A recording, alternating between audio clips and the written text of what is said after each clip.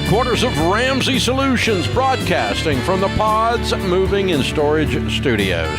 It's the Ramsey Show, where debt is dumb, cash is king, and the paid-off home mortgage has taken the place of the BMW as the status symbol of choice. I'm Dave Ramsey, your host. We help people build wealth, do work that they love, and create actual amazing relationships, in spite of having to spend time with your family over Thanksgiving.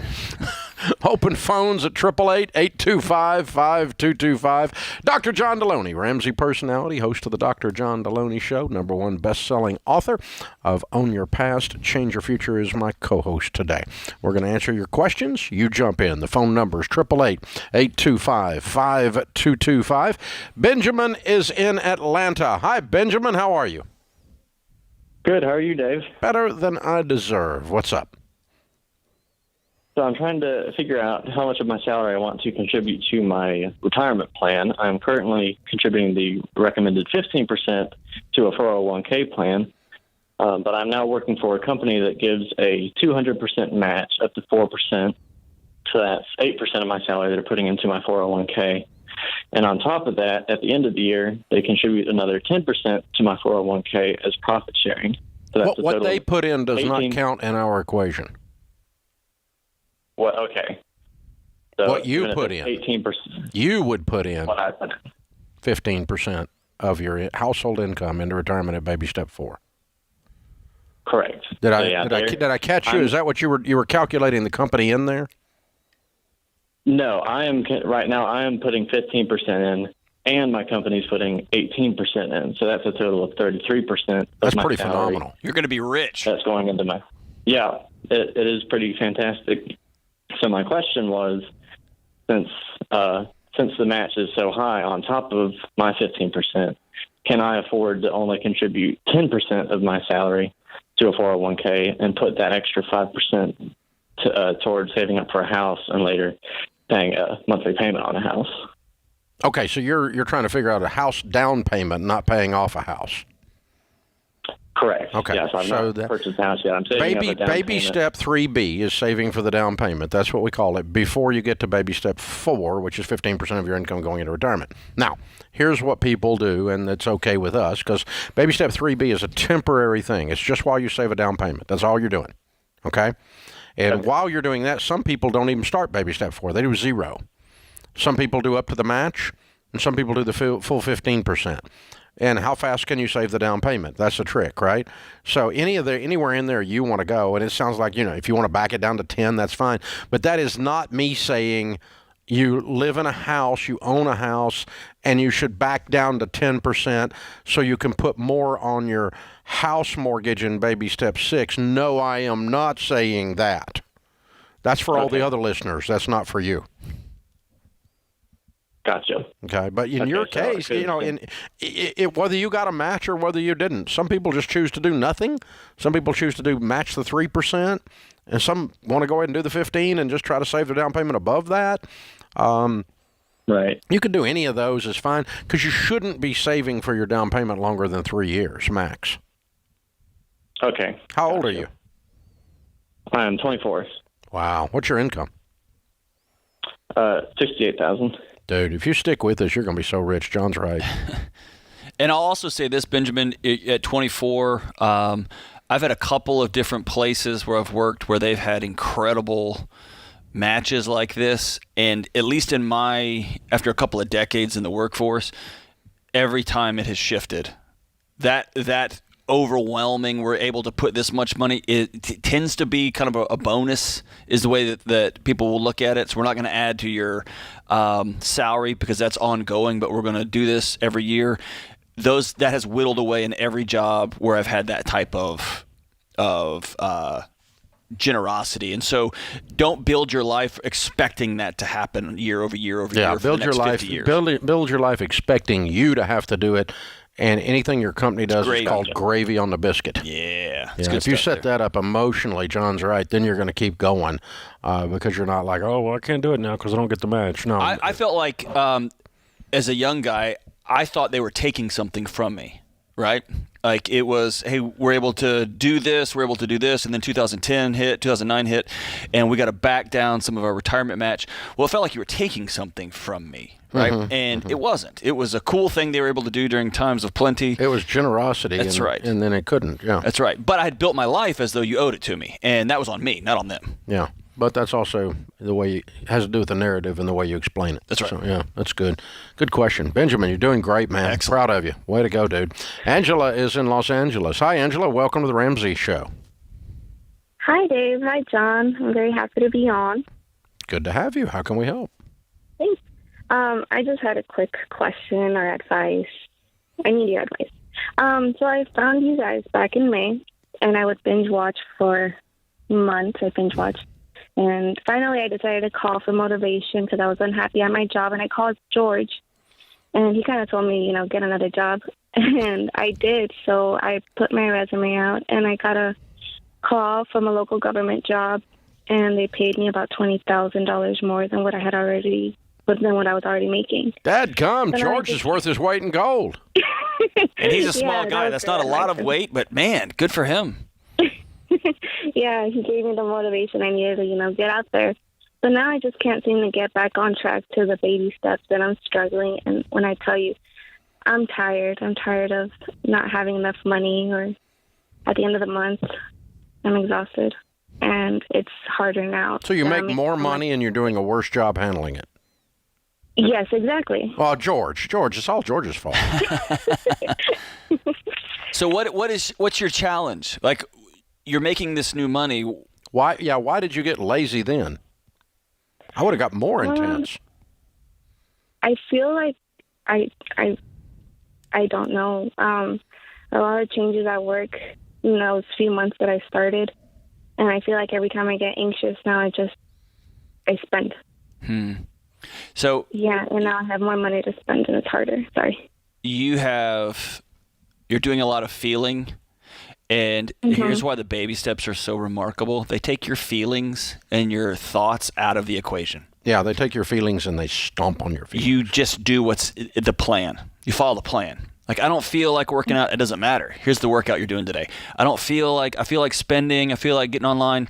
Who cares? Here's what's next in line. And so getting on a plan is really good for this. And you've got to adjust your identity. You're somebody who makes good money now, who does really well. You are not somebody who spends when they get anxious. And I want you to start there and reverse engineer that life. Okay. Does that make sense? Yeah, stop saying that's who you are, because it's really not who you are. It's not who you are. Yeah. Who you are is a lady who makes $20,000 more than she used to because of George. That's right. And then who you are is a lady that's not managing it as well. Oh, wait, no, you're the lady that's starting to manage it better as of today because of John. You're going to get on a plan. So there you go. You're going to get on a plan. Yeah. Absolutely. One of my buddies who's a multimillionaire said, your stuff started working when I submitted myself to the plan. Ooh, it's a powerful word.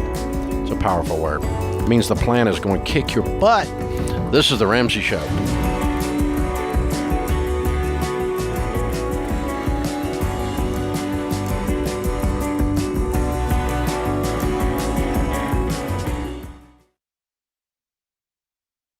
Look, I love real estate, and I want you to have a house, but I don't want a house to have you. That's why you need to get in touch with Churchill Mortgage to make sure you do this right. These guys are awesome. They'll help you get on a smarter mortgage plan because they're committed to doing what's right for you. That means they check in every year with free consultations to help you stay on the right plan. They show you how to save money and interest so you can build wealth faster. They walk you through the total cost of your loan so you can make the best choice. Basically, they care. That's why we call them Ramsey Trusted. You can achieve debt-free home ownership, and Churchill is here to help. Go to their site, churchillmortgage.com/Ramsey, to start your approval or get more information.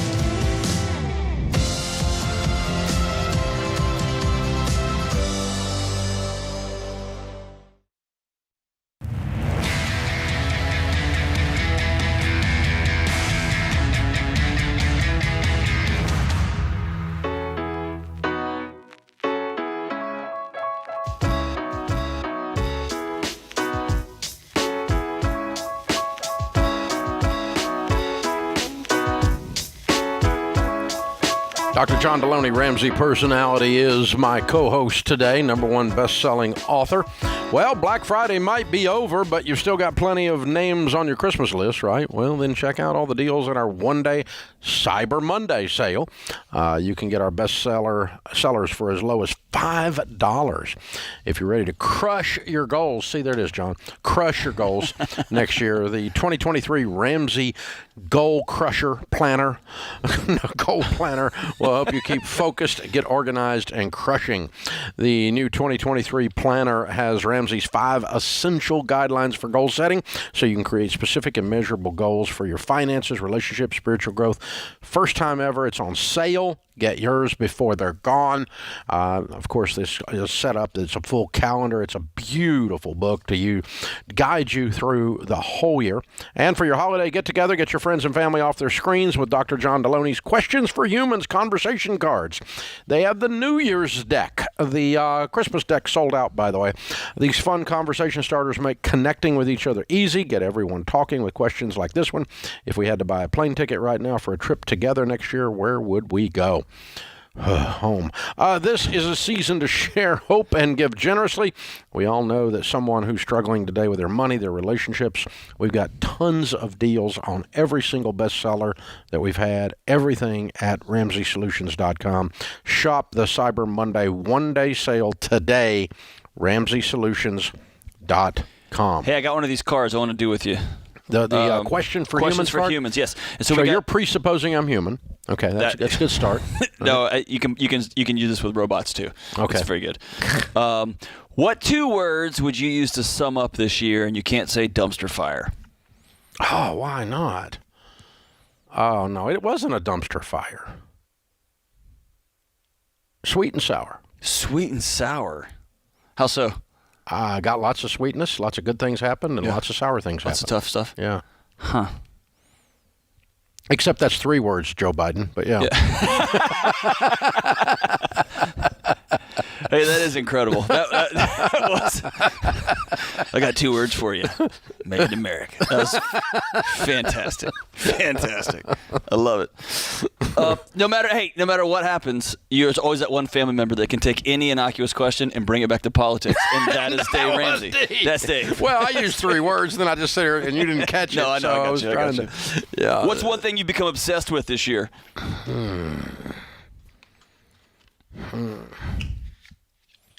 This year. Just this particular year? More than other years, building projects. I've got about 3 things or 4 things coming out of the ground right now, and I keep driving around looking at all of them being built. It's a lot of fun. Do you like that? Oh man, I'm like a little kid with a dump truck. Yeah.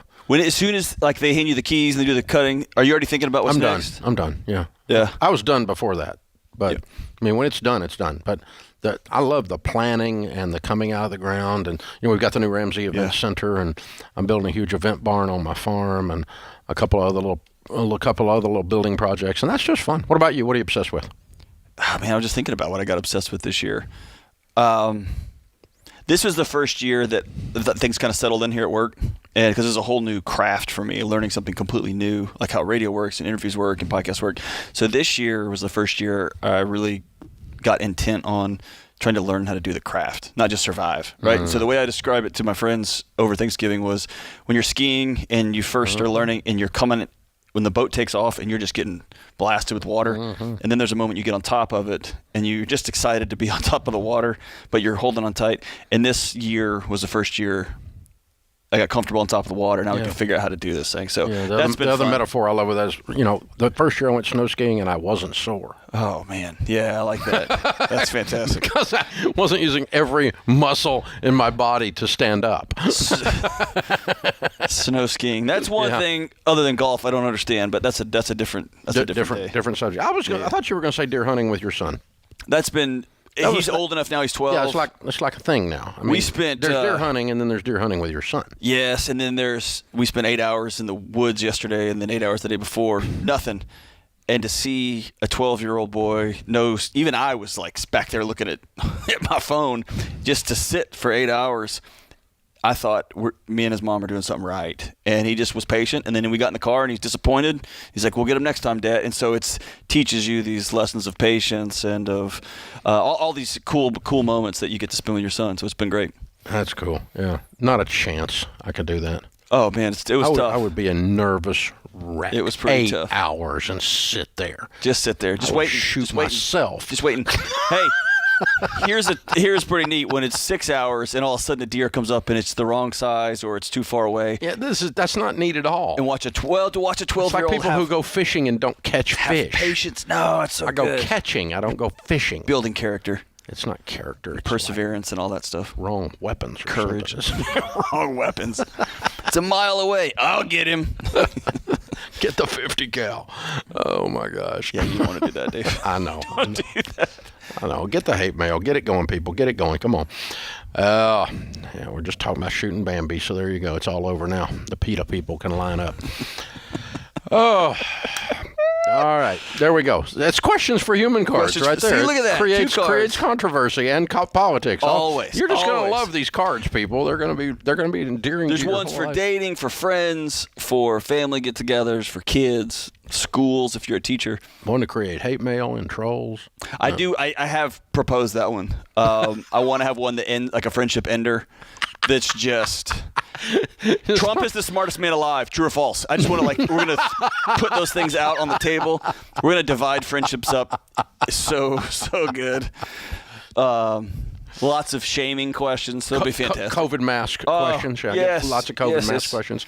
And, COVID mask saved America. True or false? They're gonna be fantastic. Vaccination 1, 2, 3, 4 booster. So good. Yeah. You're gonna find out. Hey, you know what? We weren't gonna make it as a friend group, so we're gonna call it now. Or if you really wanted to break up with somebody, I don't really fit in. These are the cards for you. These are the cards for you. You could have the most obnoxious questions. That would be, yeah. We really can't do that because it would probably cause trouble.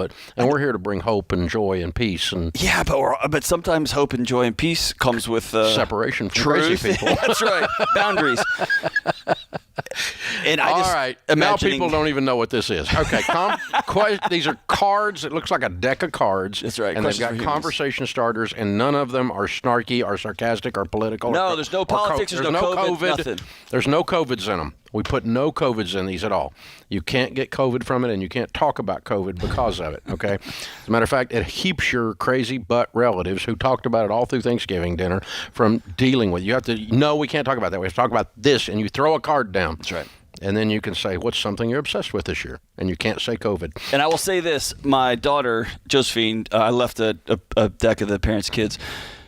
She brings it to dinner every night. She wants to get the cards, And we've even answered some of the same ones again. She wants to do it again. And I think her body is telling her, hey, this is a way Mom and Dad plug in directly with me. Like, this is a way we're all at the table together, despite our best efforts. And so we played Monopoly. They're great for kids. Oh, see, I get too competitive with Monopoly. Oh, the one that kills me is the game of life. Because it's not. And it's also got credit cards in it now. You can get a credit card with the game of life. So Game of life. It's like how do you tell people you were born in the 14th century thing, yeah. without telling them? Yeah. You mentioned the game of life. Yeah, that's it. When did that game come out? Oh God, man, it had to be the 60s or 70s. I mean, I had there it electricity when then? I was a kid. I know, I'm just kidding. So back when there was dinosaurs roaming there, so, little short arms and on the back of the covered wagon, y'all would play life. Yeah, yeah, on the back of the covered wagon. Very cool. When we were going across the prairie, man, this may have been the greatest sales pitch segment of our careers. Yeah, Dave. I'm saying that Black Friday can't top Cyber Monday after that. If nothing else, we've sold out of all the questions for human cards ever made at go this point. save your families and go get them. Yeah. Go get them. It is a lot of fun. It's almost as much fun as John and I have just babbling about nothing and blowing an entire segment. This is The Ramsey Show.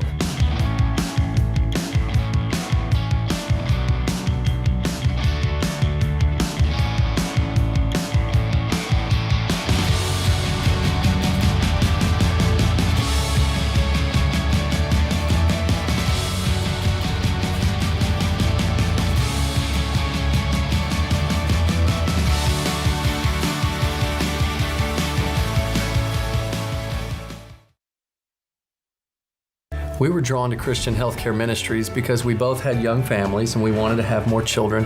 And we had also just started a real estate company and needed to find healthcare coverage that would meet our needs. We were attracted to CHM because of its low monthly costs and the ability to negotiate medical costs down. Established in 1981 and accredited by the Better Business Bureau, CHM is here to meet the needs of your growing family or small business. Check us out at chministries.org/budget. We absolutely believe in it.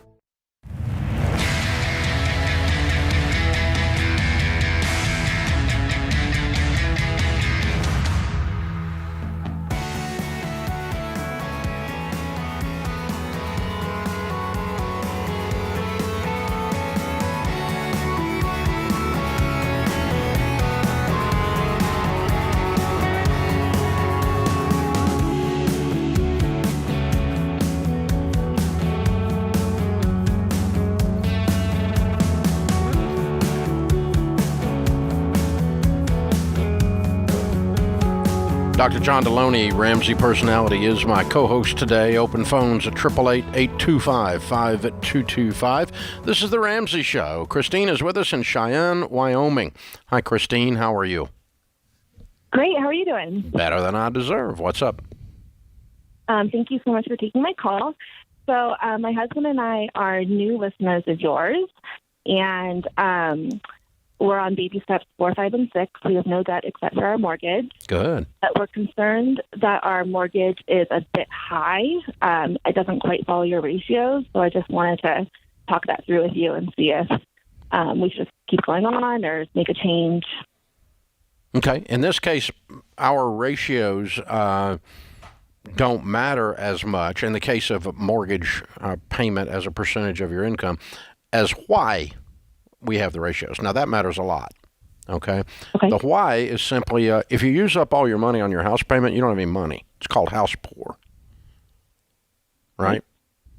And that will cause you, if you're living with a super high house payment, even though you're already out of debt and you're baby step 4, 5, and 6, it'll keep you from investing long term, keep you from your generosity goals. And in some cases, if it's super high, if people feel forced to take a car payment because they don't save up for a car because they don't have any room to save up for a car or something like that. So that's the reason we tell people to not get a super high house payment like most of the culture tells you to do. So once you kind of understand that, then you can kind of back into your particulars and say, okay, what are we violating on the 25% of your take-home pay on a 15-year fixed, and how is that going to be okay, given that we don't want to be house poor? So, how much is your house payment? $3,900. Say again. $3,900. And your monthly take-home pay is $11,000. Okay, so you're about 34%. Right. Okay. And what do you guys do for a living?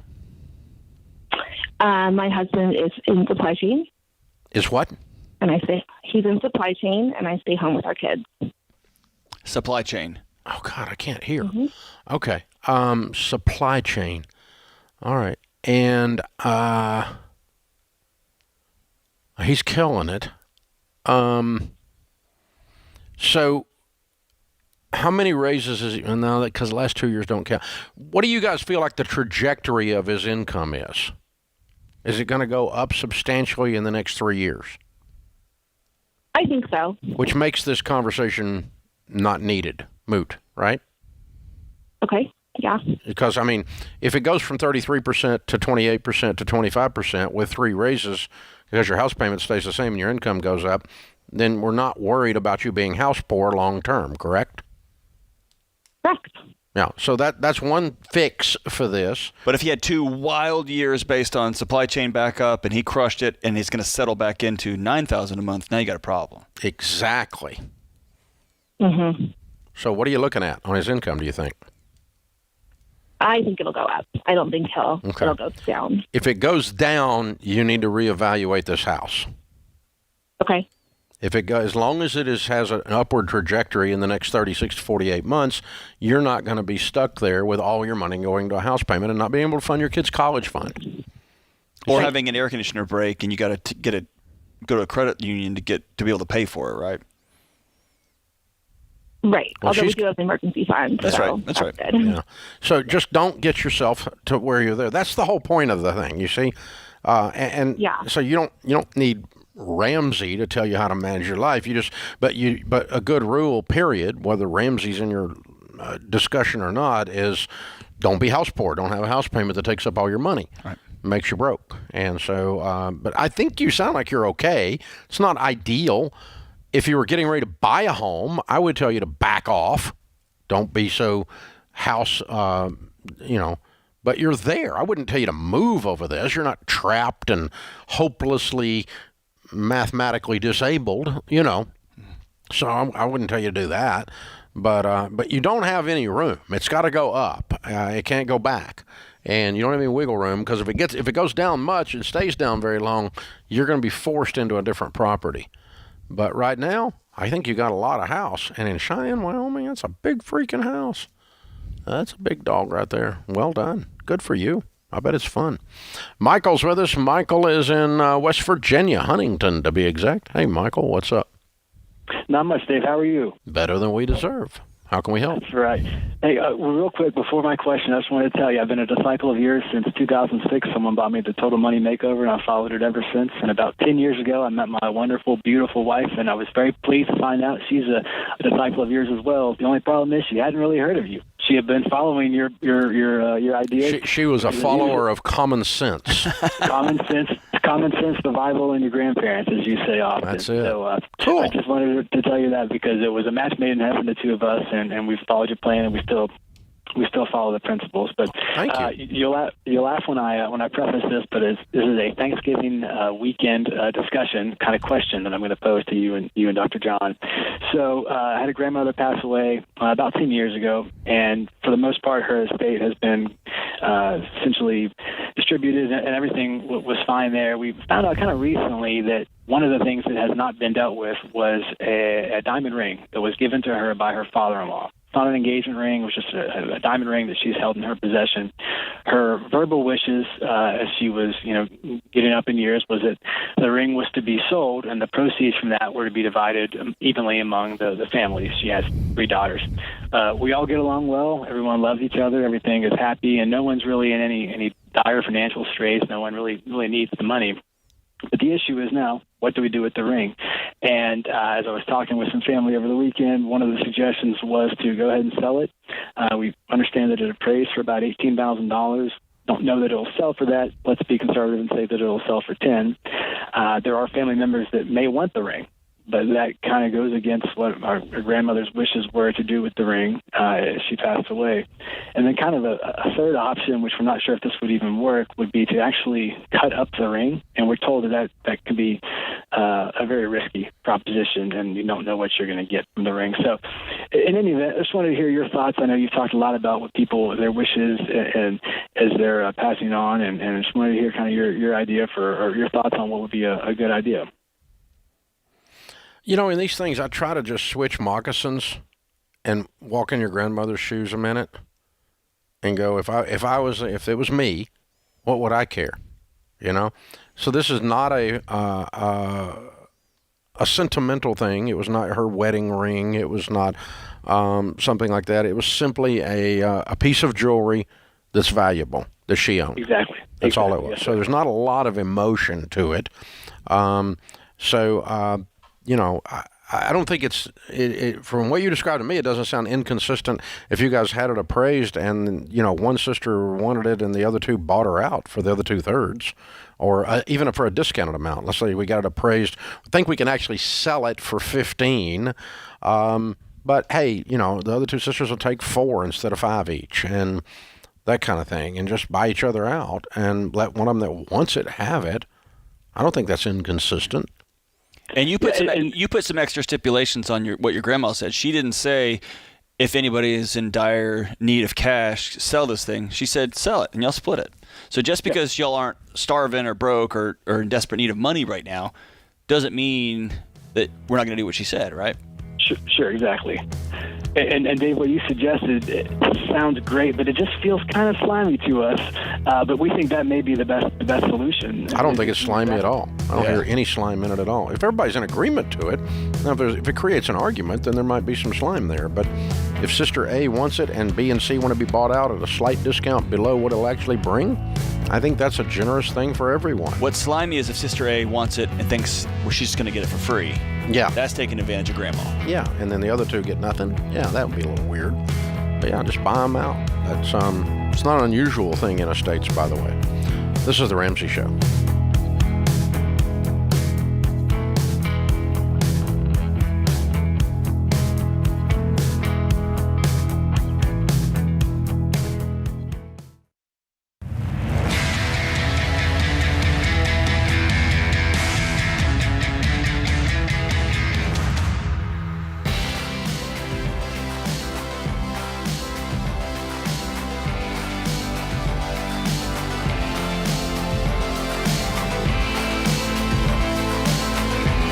Dr. John Deloney, host of the Dr. John Deloney Show, #1 best-selling author, Ramsey personality, is my co-host today. Our question of the day comes from Blinds.com. They have a 100% satisfaction guarantee. That means even if you mismeasure, you mess up, you pick the wrong color, you mess up, like I have, they'll remake your window blinds for free. It's a you screwed up guarantee. Yeah, you get free samples, free shipping, and new promos all the time. You'll save even more. Always use the promo code Ramsey. It's magic. You'll get a better deal. All right, today's question comes from Melissa in Wisconsin. She says, I've been following the baby steps, and I'm very proud of how I've grown financially and personally. I have no debt, and I'm saving for retirement. During college, the relationship with one of my parents became very strained, and that parent took out a $20,000 Sallie Mae student loan without consulting other family members. This parent is the only person on the loan, and my name is not on it. I know legally I'm not obligated to pay it back, but morally, what are your opinions on me paying it back to this parent? We've been estranged for years due to other circumstances, and I used the money in college for books and room and board. I've tried to consult other close Christian friends and my counselor who did not think I am obligated to pay it back since this person has made very poor financial decisions, multiple bankruptcies, and has not respected boundaries with me. What are your thoughts? Whew.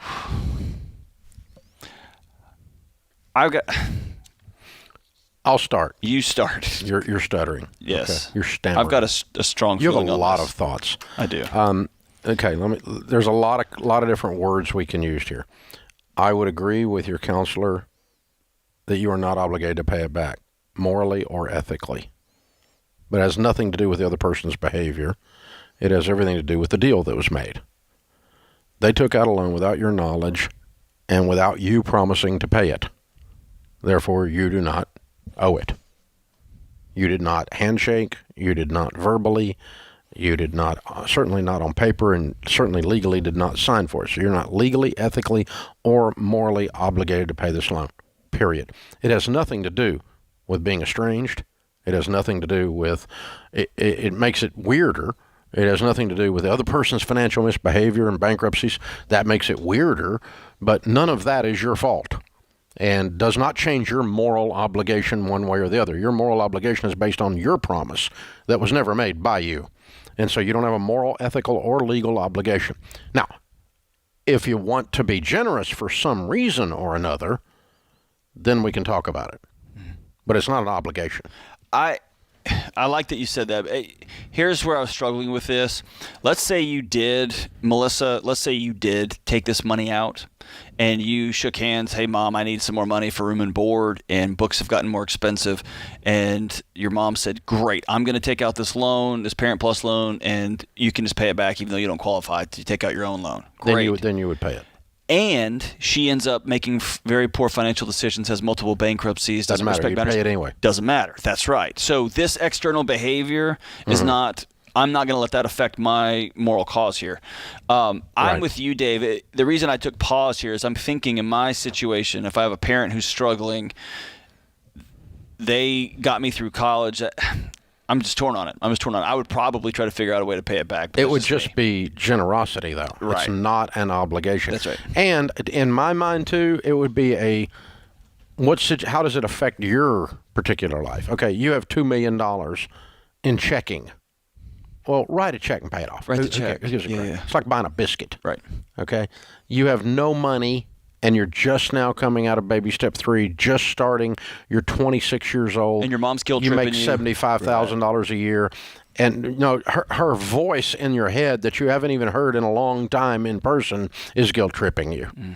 Then no, that's just psychological backflips. There you go. You're just doing gymnastics in your own brain. Yep. There, like somehow it's going to make her okay. Somehow it's going to make your relationship okay. That you wave this magic money wand over it and everything's going to be okay. Nope. Right. Not going to happen. And so this does come down to 2 things. Number 1 is, are you obligated? The answer is no. Number 2, do you want to be generous? And for me, if I were in your shoes, that would be that it's not a big deal. That you can. That $20,000, you're a doc and you make $400,000 a year now. Right. I don't know. Whatever scenario. We don't have her income or her net worth here. But I kind of smell in the verbiage that this is a 26-year-old making less than $100,000 a year and doesn't have any money. Well, and to add on to that, this feels like, and Dave, we don't talk about this enough. We probably should. The number of parents who mortgage their souls for their kids to go to school, and they circle back 10, 15 years later asking kids, I need that money. Or hey, without having a deal. We never had a deal. I got you through college. Now I'm looking at my retirement. Hey, I put $20,000 on the line. When are you going to pay me back? And that's the same idiot though that it's common, man. That says you owe me because I changed your diaper. Oh yeah. That's the same. I fed you when you were 3.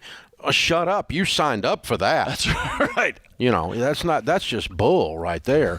So, sorry, Mom. That's how this works. Yeah. But the, yeah. So, lot of stuff going on here, but I think, I don't want to be the psychologist here. That's your job. But in my mind, it sounds like, you probably intellectually realize, but some part of your little girl self, Melissa, wants it to be that the script is rewritten if you write a $20,000 check that suddenly mom's okay and your relationship with mom's okay. And that's not going to happen. And it's not ever going to be the same. That's right. That house burned. Yes. And now you got to build something new. And if part of you building something new is, I'm going to go back to everybody who played a role in my life and I'm going to be generous to them. That's cool. That could be a part of your house that you're building for you into the future. Exactly. It's not going to save mom. It's not got anything to do with not going to save them. Mom. That's right. This has got to do with you. That's right. Yeah. But it's not a moral, ethical, Christian obligation that you pay someone else's debt. Mm-hmm. That's right. It's that simple, and that's what a Parent Plus loan is. And then I think it is good. One more time, let's circle back for the sake of people listening, because we have a student loan crisis that is of epic proportions. Moms and dads, do not take out student loans of any kind, and do not take out a Parent Plus loan and then saddle your kid with it when they're 30 suddenly at Thanksgiving dinner. Okay? That's relationship Russian roulette, number one. Number 2, it's morally, ethically wrong. Number 3, it's financially stupid. Okay? Don't do that. And so, this idea that send the kid to college at any cost, including the cost of all our futures, mine and yours. We're going to all go deeply in debt so you can get a degree in left-handed puppetry. And so this has got to stop. It will work out for me down the road. Like I'm cashing out some of my retirement so that you can make it all okay for all of us. Yeah, you can take care of me because you'll be the one that gets an NFL contract. It just doesn't work that way. No, it doesn't work that way. Tough, you can buy Mama a house later. No, that's not how it works, darling. Yeah, that can get real tough. Kevin Hart has a great bit about that. And it's not a bit; it's very serious. About he got his first royalty check for I think it was $250,000, and he said in his head it was, oh, fantastic! Now I can get Mom a car, I can get Mom a house, I can get brother a house, I can go ahead and get myself And then after the management took their cut, and after the agent took their cut, and after Uncle Sam took their cut, it was not nearly the amount of money, right? And so we get to counting and playing Monopoly in our head with this imaginary stuff that's going to come down the road, and it just doesn't work out that way. This families get confused. I was with a friend of mine this weekend that's one of his parents passed away, and he's trying to protect the mom because he said now that Dad's gone, all these people, and he named the ethnicity, okay, will be coming around mom. And we've got to protect mom from these people, you know, and it's family within that particular culture. And he said, I got to protect mom from that. And because they're going to come. Gotcha. They, you know, dad's gone. They're going to smell. There's money, and it must be there. Coming. That's right. The sharks are circling. You know, yeah, money, and it must be there because the old man's gone. Now we can get the old lady. She's a soft touch. We can get the money out of her. Yikes. Yeah. Woo. Wow. That's the thing, man. It's the thing. You people and your families. Mine's perfect, Dave. Hey, you know the saying around Ramsey: if you think there's not crazy in your family, then it's you. This is the Ramsey Show.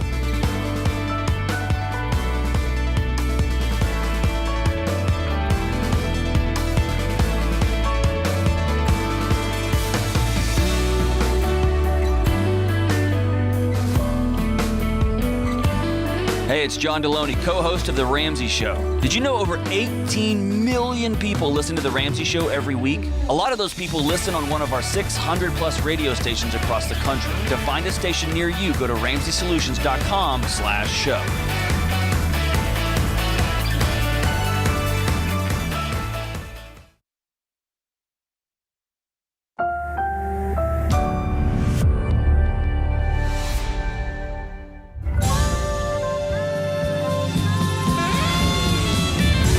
Live from the headquarters of Ramsey Solutions, broadcasting from the Pods Moving and Storage Studios. It's the Ramsey Show, where debt is dumb, cash is king, and the paid-off home mortgage has taken the place of the BMW as the status symbol of choice. We help people build wealth, do work that they love, and create actual amazing relationships. Dr. John Deloney, Ramsey personality, #1 best-selling author, host of the Dr. John Deloney Show, is my co-host today. Thank you for joining us, America. Jessica starts with us this hour. She's in Indianapolis. Hi, Jessica. How are you? Hey, I'm all right, Dave. How are you? Better than I deserve. What's up? Good. Hey, first off, just want to say how much I appreciate y'all. They say surround yourself with people you want to be most like in life, and so I listen to a lot of you and your team. So thank you for that. Thank you. Yeah, I just wanted to. I'll kind of jump into it. Little background. I am dealing with some health issues. I deal with Lyme disease, and then a lot of issues that have kind of come off of that. So I've been unemployed for about 7 years. Due to this. And my husband left in early of 2021, and we officially had a divorce finalized this past spring. I'm been living off of some settlement money, but it is not lasting long. I have to cover my own medical expenses and different, you know, my own personal things. I live with family, so I don't have the cost of like a rent or utilities, but everything else is on me. And I guess I know the Bible talks about, you know, being prudent and planning ahead. And so I'm looking at my situation and being unable to work, but without an income, not really sure where I'm going to end up here in a few months, what I'm going to do about this situation. And so I guess I'm just looking for some counsel on what maybe I can be doing with what I have left, or what can I be doing to prepare, because I definitely don't want to be, you know, when he walked out, I was left with this vulnerable feeling I've never felt in my life of what do I do about my money, and I never want to feel that way again. So my hope is to get back to working again. But until then, what can I be doing to prepare myself for financial stability when I get there? Yeah. How old are you? 33. Wow. Who are you living with? Parents at the moment. At the moment. How long will that last? Oh, as long as it needs to. Okay.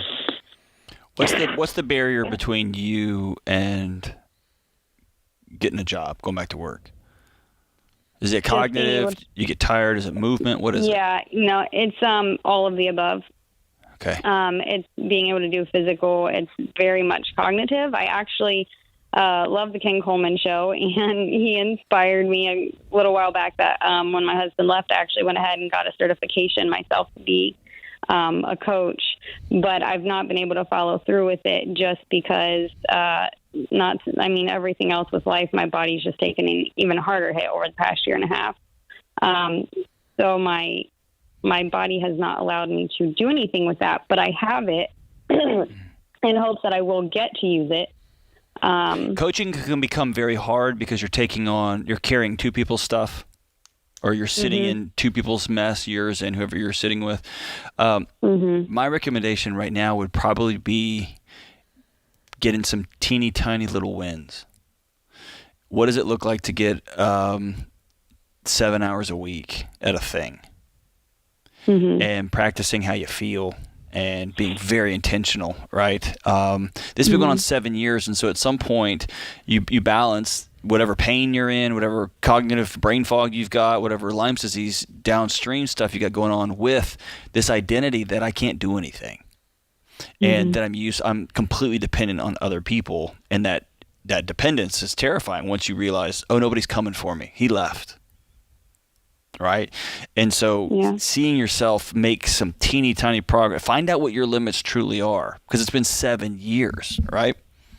Right. And you've probably tried every remedy in the world for Lyme's disease. It's just a mess. That can be a quagmire, right? Yeah. Why have you not been declared permanently disabled and aren't receiving SSI? Well, that was the other. Yeah. Why haven't you? Yeah. Social Security benefits. Yeah, so I'm actually in the process of that, and that's a whole thing. At this point, I'm waiting. It's been 7 years. Why are you just now doing that? Because when I looked into it in the past, I got bad information, and it was my understanding that without a diagnosis, I couldn't apply for it. I mean, I had a guy on the team that got Lyme disease, and he's collecting on our disability policy still, and that was a decade plus ago, and he's also collecting SSI. Yeah, I was told, I don't remember who it was, but in the past when I looked into it, that without a diagnosis, I wasn't able to collect, and I just received the diagnosis this year. Oh, the Lyme disease diagnosis was now? After 6 years? Well, yeah, I've been to doctors, continually. So I just had someone about a year ago say, have you been tested for this? And I was like, no. And so there it is. That came later than that also opens up some treatment options that you didn't have prior to. Yeah, the thing is that in treating that going so long without it being identified, you start developing a lot of other issues. So now there's kind of a big... Because what he had, I don't know what else you've had symptom-wise, but I'm no doc, but I just watched him. He's my friend. He worked here. Was extreme fatigue. Oh, yes. He thought he had mono. Yeah. He thought he had a neurological disorder, which Lyme disease kind of is. But, but I mean, wow. Okay, so listen, either you get functioning or you go get SSI. So I'm actually in the middle of trying to get SSI, but they told me I'm waiting. I've got a 12 to 15 month wait just to get my hearing date because I'm working with a disability attorney to try and get help with that, and I've been denied 2 or 3 times. Now it's going to court. And they'll deny you and deny you and deny you and deny you. That's their game. Well, that was prior to the Lyme disease diagnosis, though. No. That's now. You've been denied after the diagnosis. Yeah, and they're telling me I likely will not win my case because the time frame, I missed it by a month of the 5-year mark I had to apply. So then we're back. We're back. Depend on the government and say what I'm not arguing that. I'm just trying to get you some eating money. I was just trying to get you some money to eat with. All right. So because my family can't carry me, they can put a roof on my head. But the rest is listen. on me. I have a friend who continued to keep showing up and keep showing up and keep showing up with SSI, and they kept denying, and then just had a successful outcome. Years. So don't give up that. Don't give up that fight. And in the meantime, then I would go with John, and let's say look for some small wins, look for some things you can do without lifting a car. I mean, we just had a really thorough cognitive conversation with you here for 5-10 minutes. So that means I know you can do that. Right. And maybe coaching's not it right now. No, but I'm just saying there's a lot of stuff you can do these days with the from home. Yeah. Maybe you're an advocate for people that have got stuff like this. I don't know. But anyway, there's some employment for you that you can do with the limitations, but you just got to search it out and figure it out. Probably self-employed of some kind.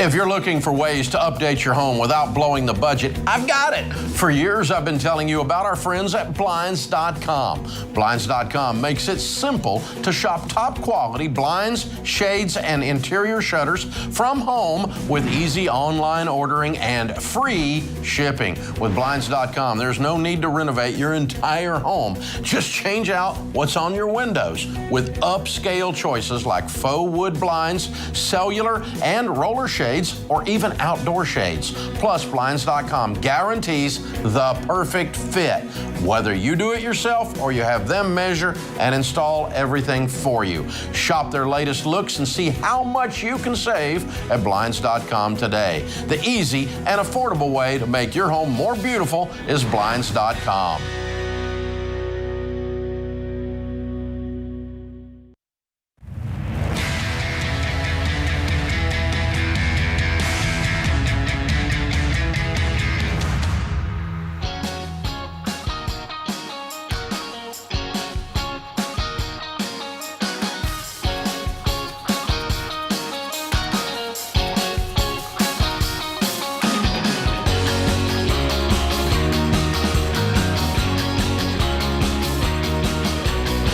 Dr. John Deloney, Ramsey Personality, is my co-host today. Thank you for joining us, America. We're glad you're here.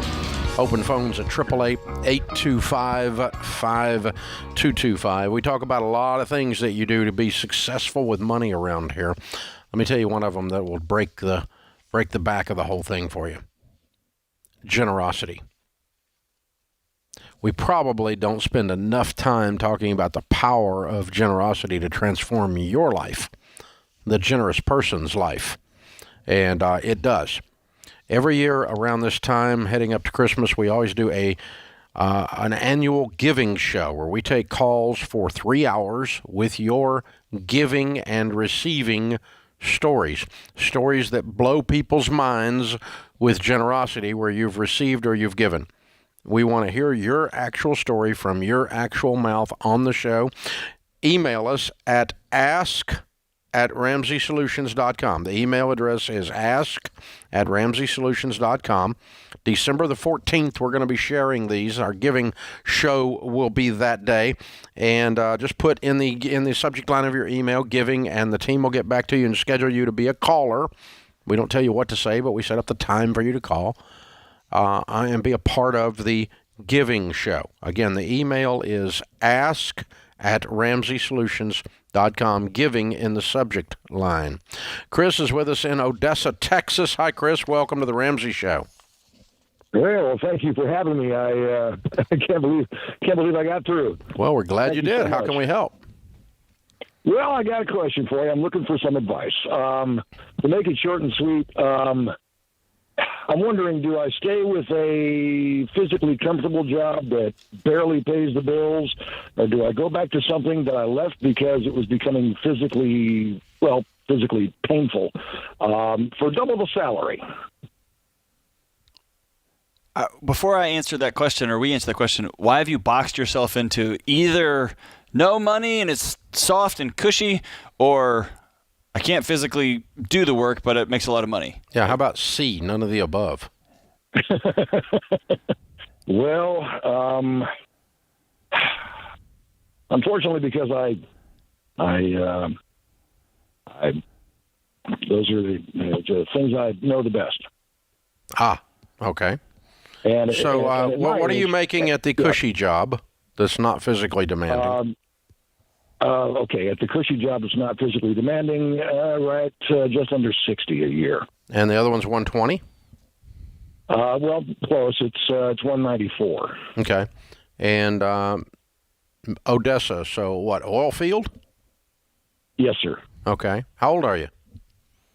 I'm 58, and therein lies part of the problem, because I'm kind of a dinosaur. Yeah. In the eyes of employers now. Mm-hmm. Mm-hmm. Okay. Is there a possibility to move on to get some credentialing so you can go be a supervisor at some of these sites? Or go test the water and go test the gas extractions. I mean, there's different ways to be involved in this field and make killer money. You just gotta have to go back and get some certifications or That's two. not a roughneck. Yeah. Just not out turning wrenches. Yeah. Is that possible? Yeah. I guess it would be. I got a feeling you have knowledge about that stuff from just practical, hands-on, common sense knowledge. Yes, sir. Yes, sir. I do. And I've been a mechanic for 30 years before this. So. Yeah, you can smell this stuff long before the analysts figure it out. Sometimes, yes. Yeah. And so what if you were also an analyst is what John is saying, or whatever. You're a certified ... fill it in that you kind of used to roll your eyes at, but they make good money, and they also utilize your knowledge and experience of the oil field. And your knowledge and experience put with a little bit of education in that area might make you very valuable and unusual, kind of a unicorn. Yeah, there's a reason why all their trucks are nicer than the young guys. Can I ask you a personal question, Chris? Go ahead. You got in trouble with the law before? No, never. Okay. I sense some hesitation. What is it that is keeping you from taking a leadership position or moving in towards that role? Why do you see yourself at 60 years old as just a guy that turns wrenches? Well, I love doing it. I'm very good at it. And part of the reason I'm in the oil field for the last couple of years is because that's what I did for a long time. And when COVID came and everything was shut down, the dealership I was working at, it got too tight, and they hung on to me as long as they could. But, the first ones to go are the overpaid, managers and service managers and the new hires. And unfortunately, I was one of the overpaid service managers at the time. I bet with your experience, you weren't overpaid a penny. I bet you made them money hand over fist because you're really good at what you do, man. You're one of those guys, like Dave said, you can smell it. Like you can feel an engine like a heart surgeon can feel it inside of somebody's chest cavity. You're really good at it, right? Yes, sir. Okay, so here's what I want. Here's what I want. All right. What John and I are both poking around on, and I'll just say it out loud, is the options you presented and the words you used to present them indicated that your confidence in you is lower than our confidence in you, and we've just talked to you for a few minutes. We think that you are much more valuable than you think you are. Yeah, that is part of it. Yeah, I'm afraid. Because if you believed, by God, I'm valuable, you'd go take 3 classes at the community college, put a little certification after your name, and walk in like a stud in the middle of this next thing and own it. And you'd buy yourself a second dually to get out to your sites with, and you test the water, and you tell those knucklehead young kids out there. Or whatever it is. Exactly. I don't care. Whatever area that you've got knowledge in that you could step back and use your mind in instead of your back. Because you've got the experience that's stored in your mind. Right. And that experience is not duplicatable in a 24-year-old college graduate. It's just not. Or my buddies that left college and just went straight to the work field, right? I mean, the oil field. Either one. If they're 30, there is a value to the human experience. There's a value to you've been standing there when this happened, and you can't replace that. That's quite the opposite of I'm not employable because I'm 58. Instead, you're quite employable because you're 58. That's right. If you turn the narrative a little bit and twist it on its head to go a different direction. So that's the way I'm going to think about this. So I'm going with C of your options, none of the above. And I'm going to figure out a way around the edges of this where I get to do something that's not backbreaking, but that I get to plug into a business that I know a lot about, an industry that I know a lot about, but plug into it from a different way than I ever dreamed of before. It's as if you were 18 years old and you got a fresh start with a clean whiteboard and you could pick out anything you wanted to do. Now go do that. That's right. And I really think you should, and I think you can. more than you did at the start of this call. So I'm going to plug you into Ken Coleman's stuff. He's one of our Ramsey personalities here. You may want to talk to him on the Ken Coleman Show or when he's on here one of these days. In the meantime, I'm going to send you a copy of his book, Paycheck to Purpose, and I'm also going to sign you up for his assessment. I want you to take that. It's all free. We're going to give it to you free, because we believe in you and we think you can go do some stuff.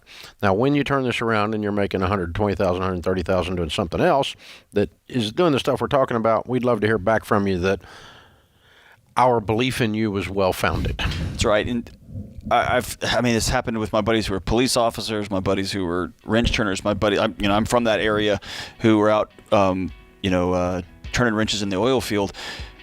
We are the roughnecks. We are the guys that get it done. Leadership is over there. And then I've got friends who are in leadership who are like, I don't sweep the floors. That's for those folks. We got to get over that, man. And at some point, I think you're a gift if you can take your wisdom and knowledge and transfer it to the leadership. You can be the leader that you never, ever had. Yeah. What a gift, right? Yeah. And vice versa. You can be a leader that goes and picks up a broom and you do whatever it takes to help everybody be successful. First church I went into the fellowship hall. There's an old man setting up chairs, and I'm like, hey, who's that? Senior pastor. That's leadership right there. This is the Ramsey Show.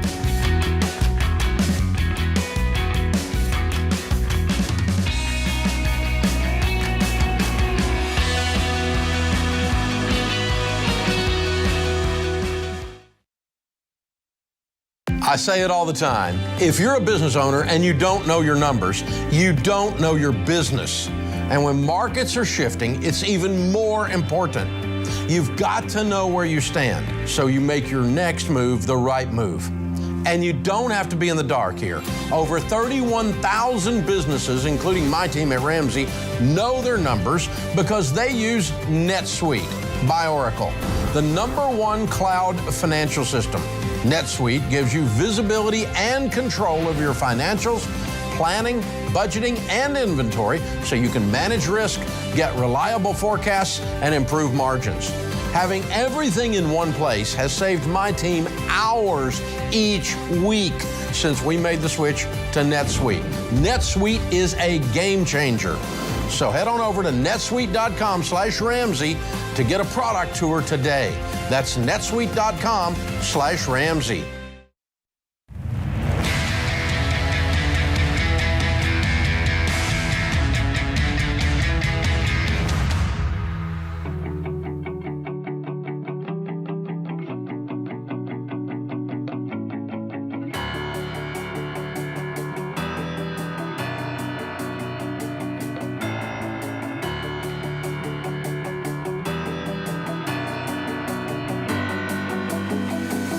Dr. John Deloney, Ramsey personality, #1 best-selling author, is my co-host today in the lobby of Ramsey Solutions on the debt-free stage. Kevin and Elizabeth are with us. Welcome, guys. How are you? Doing good. Good. Good to have you. Where do you guys live? Irvine. California. California. Yes. Awesome. Welcome to Nashville. And how much debt have you paid off? We paid off $132,256. Excellent. How long did that take? 2 years, 6 months. 2 years and 6 months. And your range of income during that 2 years and 6 months? We started at $38,000 and ended at $121,842. Whoa. Okay. Very cool. What do y'all do for a living? Well, I used to be a behavioral analyst, and now I'm a homemaker. Okay. And I hang wallpaper for a family company. Okay. So how'd you go from 38 to 122 with that gyration? Well, Dave, I know a lot of wallpaper. Yeah, rich people they're more afraid of wallpaper than they are of leaves. So I removed a lot of wallpaper. I'd be very afraid of wallpaper. Yeah. Leaves will not kill you. Wallpaper will break up a marriage. Yeah, I've heard many horror stories. Yeah. So.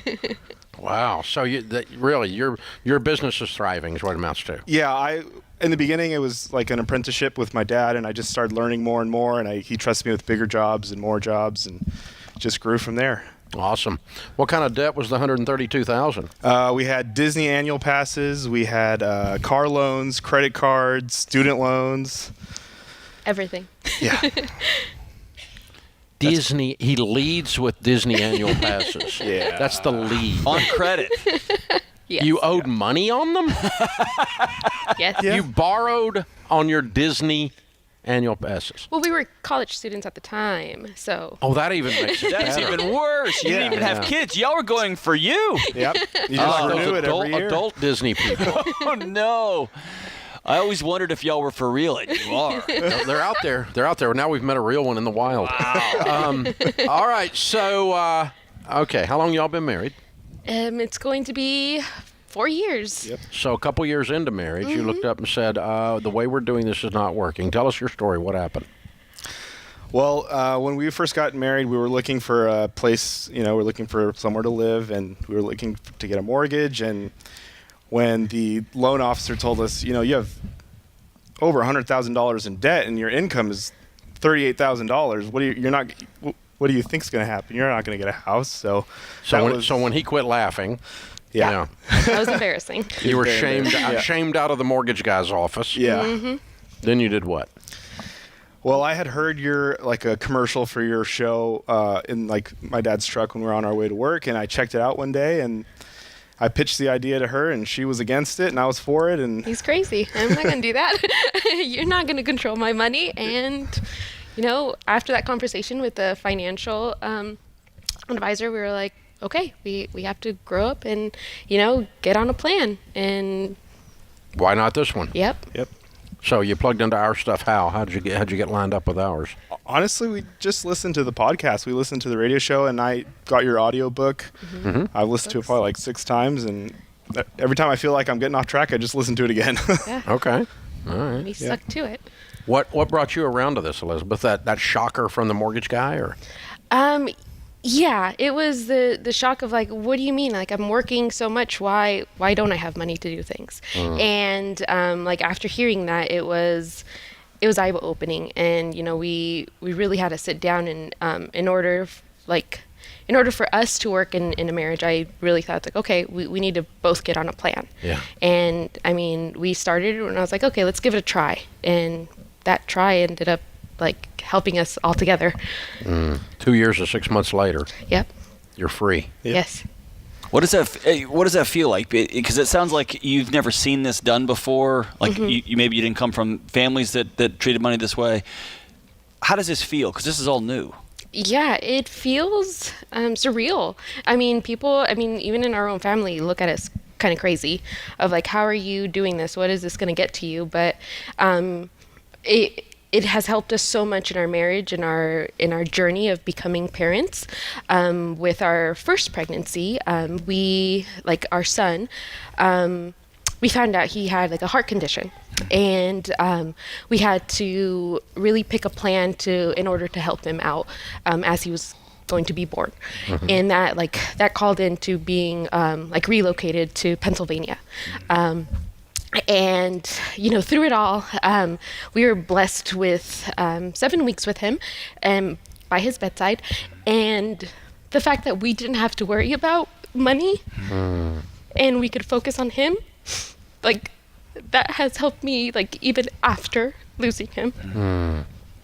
What an amazing way to you did the work up front so that you had the opportunity to honor that beautiful little boy as much as possible, right? Yes. Yeah. What an amazing testament. Yeah. You had the honor and privilege of just getting to be with him, mourn and hold your son, right? Yeah. And then shortly after we lost our son, we found out we were having another son. And, with all those things that we can't control in our lives, we are truly blessed that, we are able to control our money now, and that we're able to be, in a sense, stress-free from that, so that we can focus on our family and each other and, the things that we want to do in our lives. Yeah. And number 2 is here and healthy? Yep. Yes, he is. All right. Praise God. That's amazing, guys. Wow. Stork mode is so important. When you say to stop and stockpile cash, I mean, that was just life-changing for us. Well, I mean, I can't breathe just hearing the story. Wow. And if you had to worry about money and all the other stuff, that would just be more than you could bear. Yeah. And we were blessed with a community and church. Our church really supported us through everything, and having those skills of managing our money, like their help with their contributions, like it was allocated in the correct places. Wow, what a story! Amazing. Yeah, you got a little exclamation point on your debt-free, huh? Yes. Yeah, to say the least. To say the least. A couple of them. Yeah. Wow. Amazing. What an incredible reminder that no matter who we are, how much we plan things out, life's coming for us, right? Yeah. And it's going to surprise us in good ways, and it's going to surprise us in devastating ways.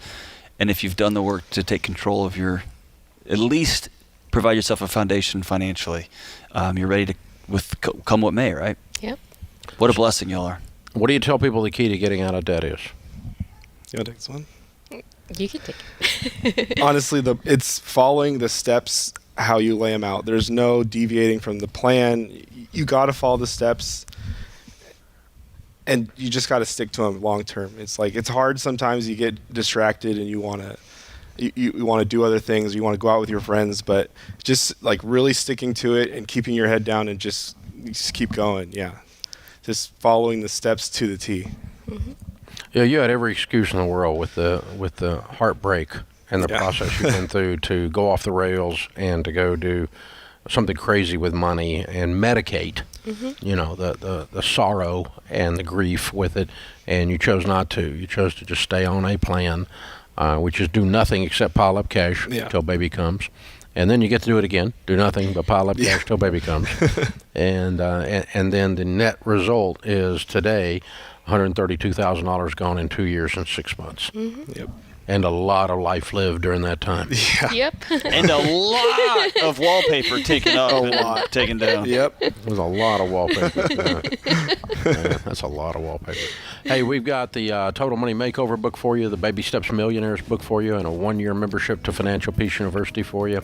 That's the Live and Give bundle. Enjoy it or give it, whatever you want to do. Kevin and Elizabeth and Luke from Irvine.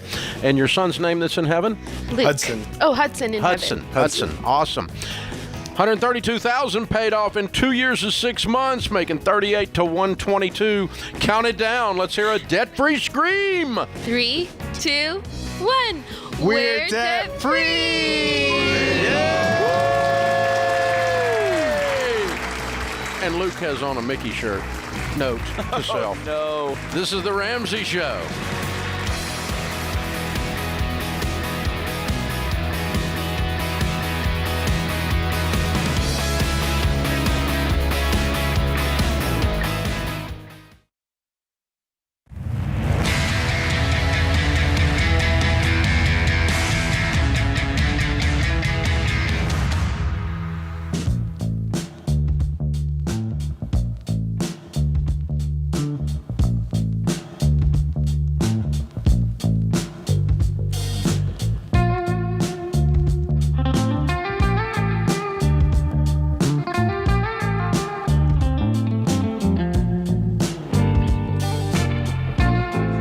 Dr. John Deloney, Ramsey Personality, is my co-host today, host of the Dr. John Deloney Show, author of the #1 best-selling book, Own Your Past, Change Your Future.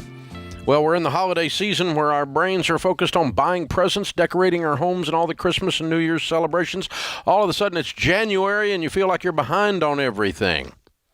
A little bit of a financial hangover. Doesn't have to be that way. When you start the new year, you could start strong. You can start by joining us for the Building Wealth Live event here in Nashville on January the 12th. This one-night event will help you kick 2023, help you start it off feeling confident about your money, even in this weird, crazy economy. George Camel, Rachel Cruz, Ken Coleman, Dr. John Deloney to my right, and I will be there. We're going to walk you through a plan to get on track and build wealth. Yes, right now it is still possible. Our Building Wealth Live events have been a huge hit. They've been sellouts all this year, and we just wrapped up the sold-out fall season. It was awesome. Our January event will be here in about 20 seconds, and it'll be at the Ramsey headquarters right here. And then we're headed to Indianapolis, Austin, Salt Lake City, and Anaheim with dates in the spring. We're telling you, if you need some motivation, this is the thing. Passes for all of these start at just $39. Head over to RamseySolutions.com/events. Building Wealth Live in Nashville. Don't miss it. RamseySolutions.com/events. Phoenix is on the line, and that's Ed calling. Hi, Ed. What's up? Hello, Dave. Thanks for taking my call. Sure. How can we help? Well, I'm just, in this turmoil that we're in the middle of with the markets and everything. I've been retired for a few years. Had a divorce late in life, and which allowed me to be debt free, but it was very painful. Sure. I've got some pretty good money in the bank, a little over $1 million, and maybe not today. The market's down a little bit, but I wake up every day looking at the markets and pondering about what I should be doing, and I just didn't know if you guys thought, I've got Social Security's coming up pretty soon, and I've got a retirement package that'll give me some money. If you thought I should, purchase a house. How old are you? 65. Okay. And your retirement package consists of what? About $40,000 a year. Okay. Why would you not purchase a house? Why would I not? Mm-hmm. Well, first of all, most of the money's tied up in 401ks and that kind of stuff. And so if I take that money out, that $200,000 out for a down payment, or even try to pay cash for it, I'm going to pay a hell of a lot of tax on that deal. Yeah. And my rent is. So what else are you going to do with money?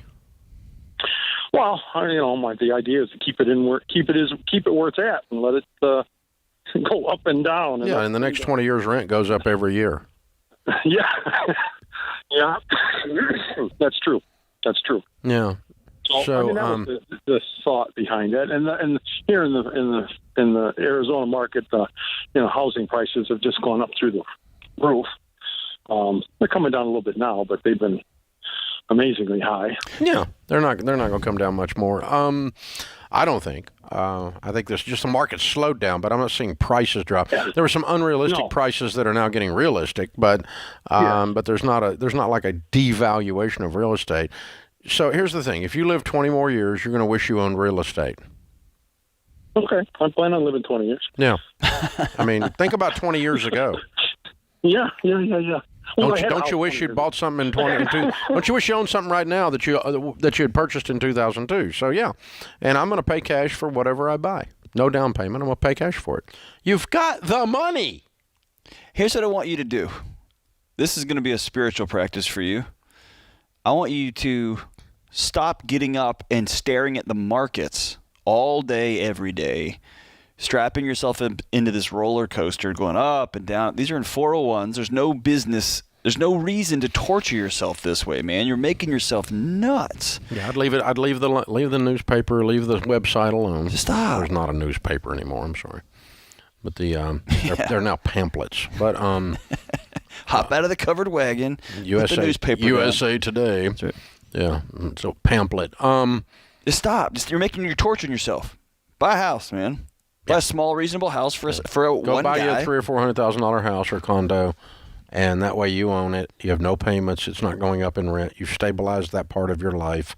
You're going to get a sense of peace and a sense of calm that being at someone else's beck and call as a renter does not give you.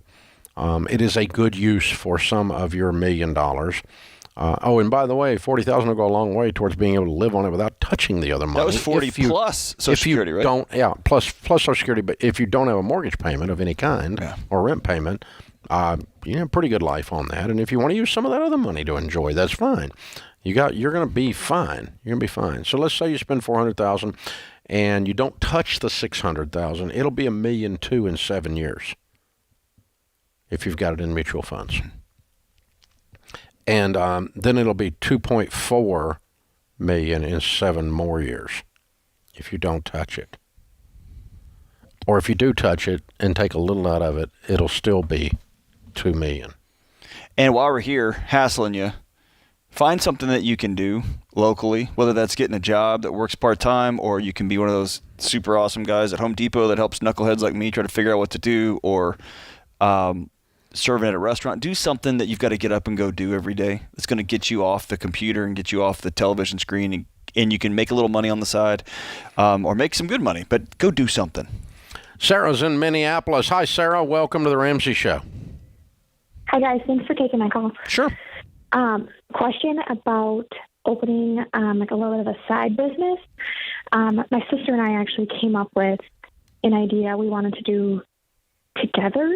I know it's not advised to go into business with like a partnership necessarily, but just wondering, how do we go about then kind of what is it? Structuring it? Or we want to open like indoor kids play area in our town. It would be like a side gig. We both work full time. So who's going to run it do this while you're at work? We'd have it open in like the weekend hours and a few like days here or there when we have days off over the holidays. We'd hopefully have someone also like staff it if we're not available. This sounds like a really great idea for two moms who are desperate to have a place to send their kids. It is not a fully formed business idea yet. Okay. Yeah, you're not open. Okay. You're just going to be open when like not. it's convenient for you and your kids want to play. Okay. This is not going to be, you're going to go broke. I mean, you're going to spend $50,000 building this thing, and it's going to take you 50,000 years to break even on it if you don't think this through a little bit further. You're not got enough customers, enough hours yet in your mind for this to, because I mean, you're going to have to rent a spot, or where were you going to put it? Like in a mall or what? We're hoping there's an area in our town or a mall that isn't being utilized, so we're hoping to have some space in there that's not being utilized for like storefronts. We've been to other like play areas and just kind of fell in love with the idea. I've got a 6-year-old. The idea sounds great to me. That I have a place that I know is always open that I could take her.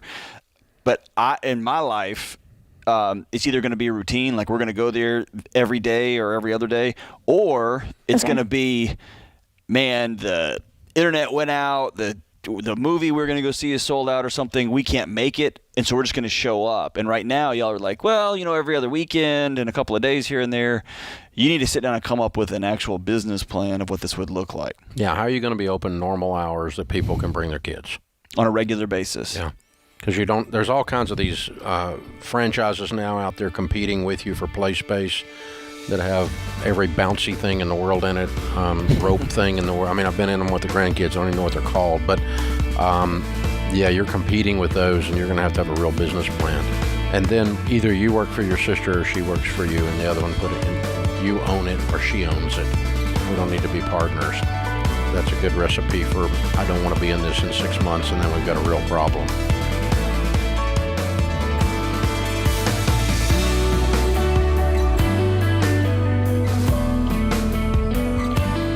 Dave here. You can find all of our shows with the Ramsey Network app on your smartphone. It's the only place to listen to the entire back catalog of episodes. Download the Ramsey Network app in your favorite app store today.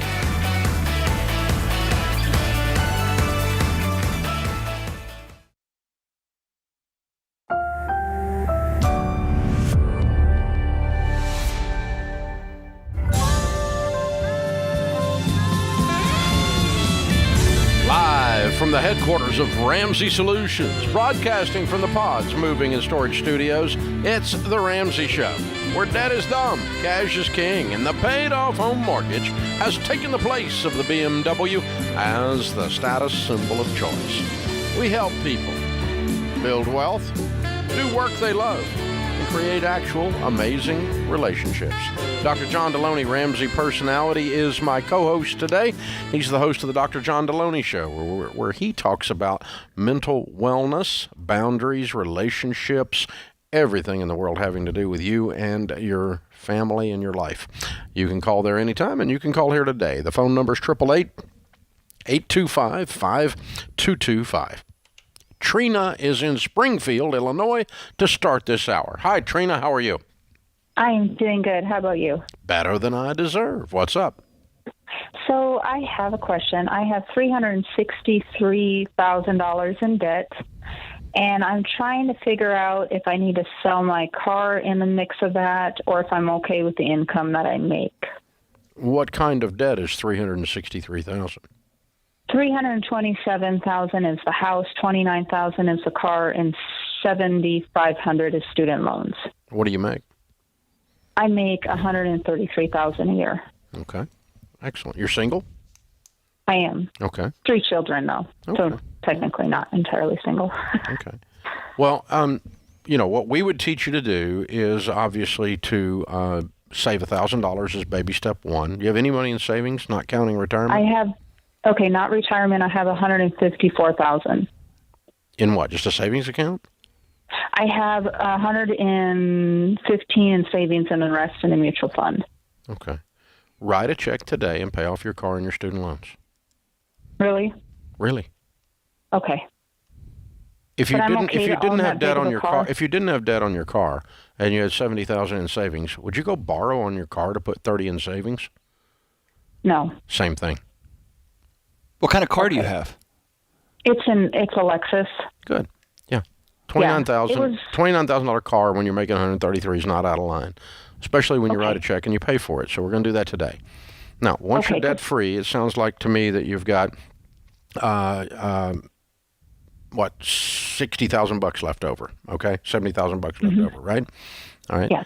And so we have a series of things we call the baby steps, which is your proper, the fastest right way to walk through and build wealth from where you are today. Okay. Number 1 is an emergency fund of $1,000. 2 is your debt free, but the house. We just did that. Now we got $70,000 left over. 3 is an emergency fund, a fully funded emergency fund of 3 to 6 months of expenses. You have more than that now. So we're going to earmark some of the $70,000 for 3 to 6 months of expenses. So in your world, that's probably $40,000, something like that.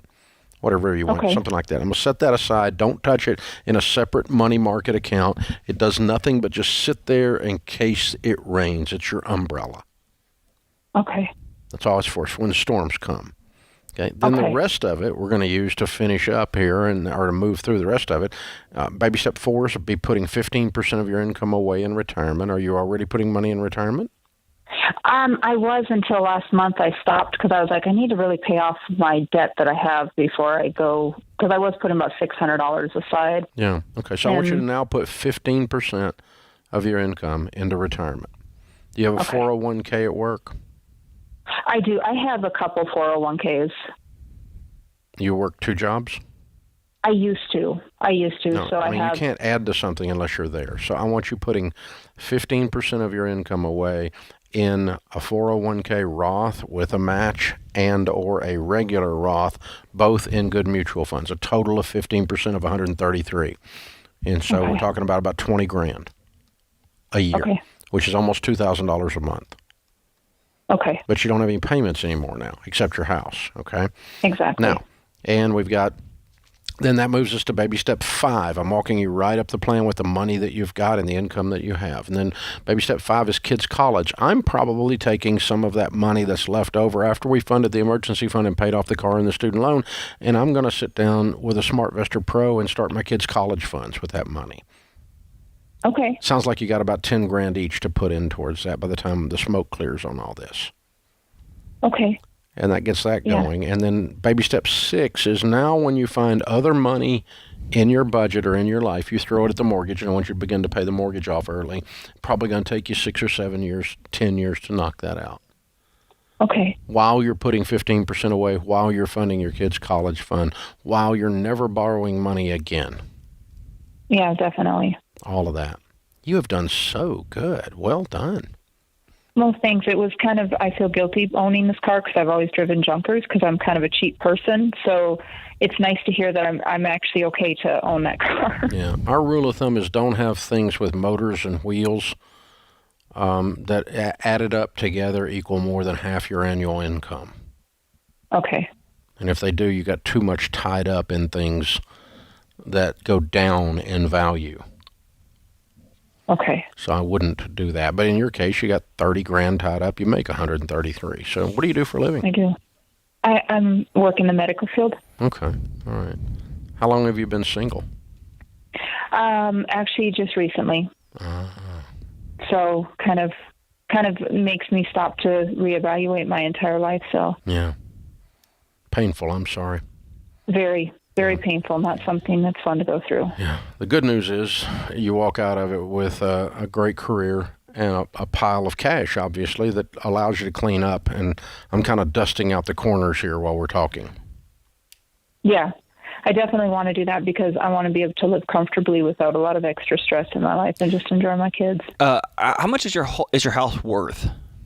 $436. That's a lot of house in Waco. Is that the house you want to stay in for the foreseeable future? No, I really don't even like the house. I bought it because that's what my husband wanted. Was this the home y'all shared before the divorce? Correct. Although it is my home, I did buy it before we were married. Okay. And maybe that's something to think about if you end up wanting to downsize your home. When was the divorce? It just was recent, just like within the last month. Okay. Sit there a little bit. Yeah. Follow Dave. Don't do anything Really? right now. Yeah. Sit there and breathe a little bit.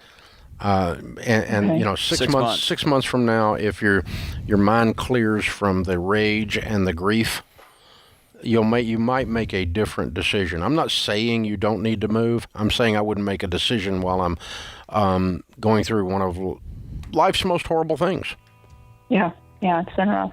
There's some grief involved in this, and all of us, our brains are a little bit more clouded when we're grieving, raging, whatever it is we do after we go through something like this. But the moves I gave you, I would make those anyway, and I would sit on the house a little bit, and let's let it sit. Hey, hang on. We're going to put you into Financial Peace University to give you the knowledge and give you the confidence while you're walking this last bit of this out, and it'll show you exactly to do what I just told you to do as well. So hang on. I'm going to pay for that for you to go through.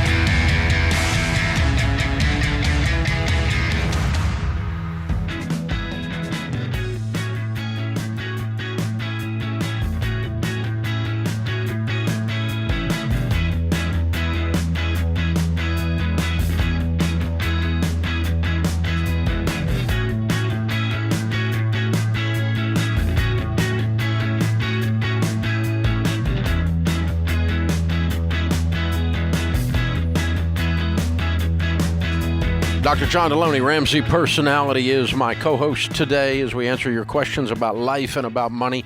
Chad is with us in Boston. Hi, Chad. How are you? Hi, Dave and John. Thank you for taking my call today. Sure. What's up?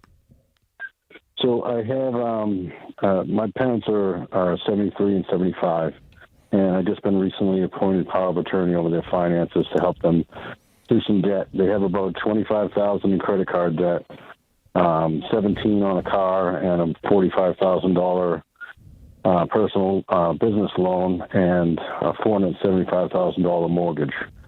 They bring in about $5,000 a month from pension and Social Security. They don't have anything in retirement, and they have a rental income from half of their house that brings in about $2,200 a month. So the minimum payments on everything are about $7,200 a month, right? What they bring in, and I'm wondering how I can stop the credit card accounts and be able to stop the interest and stuff so that we can pay them down and not have them all accruing interest and fees every month. And talking to a consolidation company, they want you to send them the money and then stop paying the payments, and then in 60 to 90 days they'll make a settlement with them, and you just keep sending them the agreed upon payment. Which does to your parents' credit exactly the same as filing a Chapter 13 bankruptcy. Right. And then you'll also find that the consolidation company does not follow through on their promises. Right. It's a dirty, slimy business. So what's your parents' house worth? I'm thinking somewhere around $800,000. Are they in poor health? My mom is. My mom's incapacitated in the hospital right now. I'm sorry. Yeah. Okay. And why are you the power of attorney? They just threw up their hands and said we don't know what to do, or what?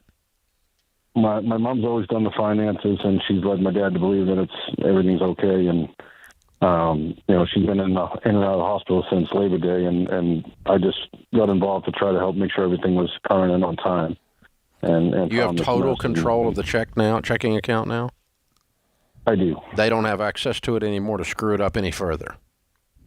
They do have access to it, but my mom's incapacitated and my dad's on board with getting things done. He's not going to touch it?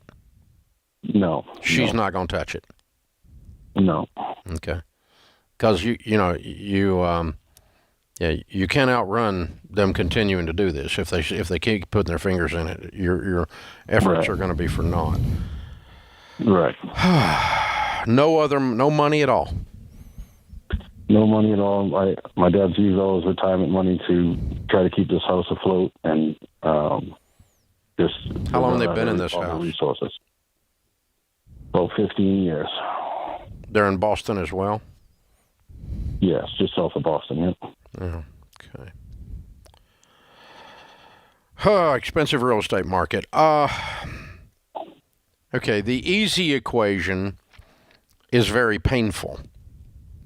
And that's sell the house and pay off all the debts and buy a house or a condo for $400,000 that they move into that's paid for, and now they have $5,000 a month to live on, and they got no payments in the world. They're not going to do that. You're going to get kicked out of the family if you do that. Yeah, that's a longer process because there's a lot to clean out of the house, and it's a pretty unique style house. So yeah, but it's going to have to. I mean, if we're 3 years from now, and your dad is fed up and you've made no progress, and your mom's in heaven, if that happened, you're selling this house. That is where we're headed. That is where we're headed, but we're probably not there today emotionally. You're probably going to have to try some other things first. Did you say 17 or 12 on the car? 17 on the car. And you have another car? We're willing to get rid of the car, and we have two other vehicles. One of which we can sell and make some money to pay towards the credit cards. But good, yeah. Pay off some of the credit cards and sell the other car. And then let's just list our debts smallest to largest and pay minimum payments on everything but the little one. But there's no magic pill out there that you can take. You can call the credit card companies and yell at them as the power of attorney, and you're going to send them a copy of the power of attorney, or they're not even going to talk to you. They're not allowed to. But they might, lower the interest rate or put some short-term moratorium on it if you work an aggressive payment plan to clear them. And you bribe them. How many different cards are there? You're gonna die, but it's about 12. Good. No, that's good, because that way you can play them against each other. Right. In other words, I would just not pay somebody that's not cooperative, and the one that gives me great deals, I'd knock them out fast. Gotcha. Punish the ones that don't cooperate. Sort of like what the consolidation companies do, but I do it myself. Yeah, but you're not going to. What they do is stop all payments. Right. Which destroys mom and dad's credit. We don't need to do that needlessly, because they can actually pay the bill. You get rid of the car payment and you get rid of some of the credit cards off of one fell swoop here, selling two vehicles, then you're back in balance again. We're going to be on a tight budget, beans and rice, but so be it. Right. Now, what's the business loan? I was something that my mom took out during COVID. And like when they're handing out money to everybody, and I don't. $45,000. Yeah. So she took out a PPP loan on a business she didn't own. Well, my dad had a business that he just dissolved and sold. Did he make any money on the sale? No. Okay, you need to dig into this loan and see what it is, and see if there's some forgiveness on it. It might be a PPP, and there may be he might have met the guidelines before he sold the business to have it forgiven. Okay. You need to find out what it is she did there. I don't know what she did off the top of her head, and you don't either yet. But I'm gonna push pause on that puppy, let it sit there a little bit till I dig into and find out what COVID crap they did here. It's probably a PPP, and it might be forgivable depending on what he did with his employees and so forth. There's guidelines on the forgiveness on those things. A vast number of people, though, got stuck with these like this. I was yelling at you, America, not to take these things because I knew I was going to end up with this discussion a year and a half, 2 years after COVID, and here I sit doing this pretty regularly now. Anyway, that's aside from that. Sell the cars, 2 of them. Don't need much of a car here right now. List your credit cards, smallest to largest. Begin to use them to beat up on each other. And negotiate them. Go, I got 12. I'm the power of attorney. I've got a mom that's ill and in and out of the hospital. I got a dad that's clueless. And so what you people are is up a creek. You're not going to get paid unless you work with me. And be kind of sassy and smart aleck with them. Okay. You don't have to be completely rude, but cop an attitude and a swagger. Go 75% Boston on them. Not full Boston, 75%. Hey, and Chad, let me ask you this. You mentioned just offhand that your dad has dumped his entire retirement savings into trying to save this house. Has this house been a quagmire for a long time? Yeah, we had a significant loss in the family, and we sold the original family home and built this one. And I don't think my family ever stopped and grieved the loss of that loved one. Okay. Like you guys always recommend, stop and pause for a year. And they did this right afterwards and never slowed down. And it's just caught up with them now. So this house has ghosts in it, though, right? Yeah. In that regard, yeah. So might be moving the houses or something you talk about sooner rather than later. Then I might change my advice. I don't see a situation where this house doesn't get sold at some point. And so the sooner you get this quagmire just off your dad's neck, man, it just feels like it's been weighing him down for a long, long, long time. Yeah, but begin to clean up the mess. You got plenty of cash to live, especially with a paid-for $400,000 condo. You know, and you're in position to do every bit of that the way you're talking about running this down. He's lucky to have you, man. Yeah, you're a good man. You got some work to do there, brother. If we can help further, you call us anytime or call one of our coaches. We'll help you. This is The Ramsey Show.